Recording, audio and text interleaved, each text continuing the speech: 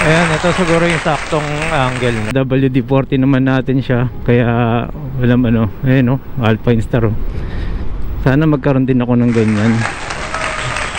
Ang pogi po kasi yung suit na yun, yung Alpine Star. Pag nakasuot sa ano, ang lakas maka Vin Diesel yan eh.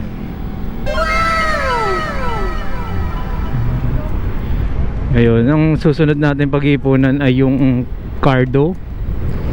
Kasi yung mga kasama natin sa ride, no, sila nakakapag-chismisan sila eh. Tayo wala tayong alam. Alam mo naman pagka hindi ka kasama sa ganyan, ikaw yung pinag-uusapan. Joke lang, joke lang. Normally ano po siya, or usually po nakakatulong naman talaga siya ng ano, no,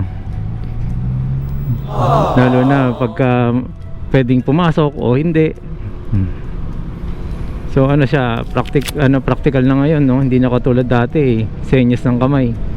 Ngayon ano na eh, grabe technology, no?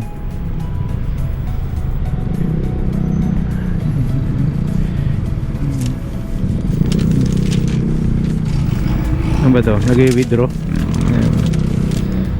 Naka-hazard siyang sa gilid eh. Yung mga nag-withdraw, no? Pansin ko sa mga nag-withdraw, ipapalandra lang ng ganyan, hindi pa ipasok ng maayos ng ano, para makapag-withdraw ng maayos na hindi sila maabala. Triumph Building. Ayan na po, kumukulimlim na po. Kaya ayun, no, pati pag-alog ng ating lalamunan sa lubak, malinaw na po yan, no? Rinig na rin ninyo. Ayun, may tumawid. Wala naman tawiran dyan.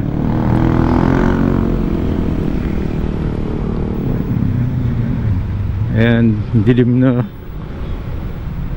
Kaya kailangan natin ano, at sana nasa Mindanao Avenue na tayo.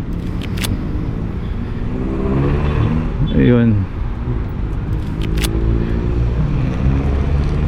Ayan, Barangay Captain Beverly Grace Gao. Sa kanila po yung ano dun eh, Wonderlich.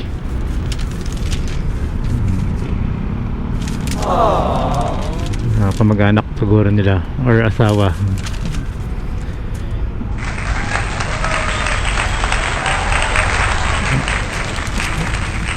Ayun, ay bali yung naglagay tayo ng mic pala, share ko lang kasi first time ko rin nga po to.